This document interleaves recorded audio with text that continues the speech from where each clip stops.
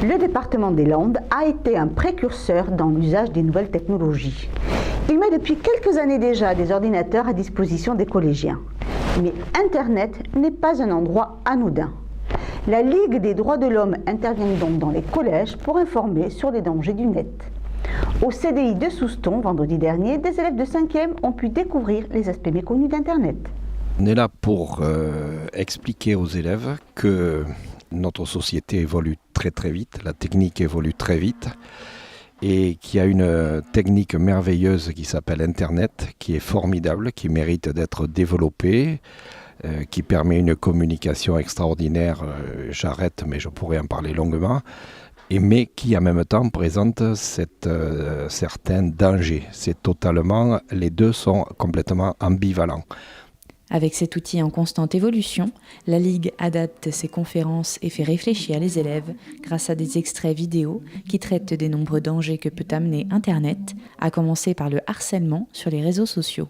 On essaie de leur expliquer, on commence par là d'ailleurs, que Internet permet de faire du tort à ses petits copains ou à ses petits ennemis momentanés et que on peut faire beaucoup de mal en harcelant ses copains ou des gens plus éloignés et que le harcèlement n'est évidemment pas nouveau, mais que ça peut prendre des dimensions beaucoup plus graves parce que la technique est beaucoup plus efficace et qu'elle est beaucoup plus intrusive dans notre vie personnelle. On peut être embêté la nuit, on peut être embêté pendant les vacances, c'est 24 heures sur 24. Tandis que mettre des photos sur les réseaux sociaux et se créer une e-réputation est encore contrôlable à l'échelle des adolescents, d'autres extraits montraient que les informations mises sur la toile sont accessibles et collectées sans le savoir. Il faut savoir qu'Internet au départ, c'était un réseau, donc il a une origine militaire, puis après c'est scientifique, et depuis 1993 à peu près, le grand public s'en est emparé. Et au départ, il y avait des intérêts commerciaux étaient assez peu présents sur le réseau. Et au fur et à mesure, ils sont arrivés de façon extrêmement prégnante et qui fait qu'actuellement, il y a des sortes de monopoles, principalement américains, qui collectent à partir de nos transactions sur le réseau, qui collectent un maximum de données nominatives sans demander notre accord en fait. C'est-à-dire quand vous cliquez, quand vous allez voir tel service, etc., vous êtes attiré par la gratuité et la qualité des services et vous oubliez que le prix à payer, ça sera les informations que l'on va stocker sur vous, souvent à votre insu.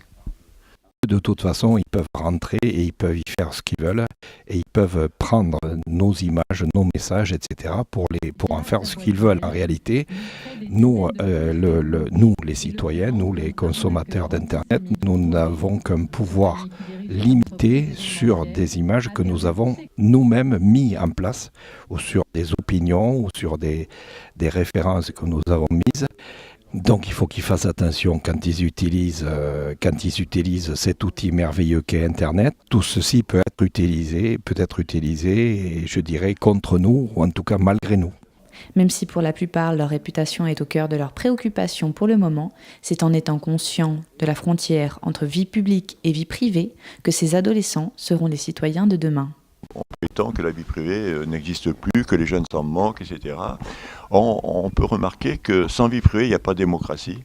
Et donc, c'est pas évident, a priori, à comprendre, etc. Et je pense que plus ça sera, mieux ça sera tôt dans la tête des jeunes, et mieux ça sera.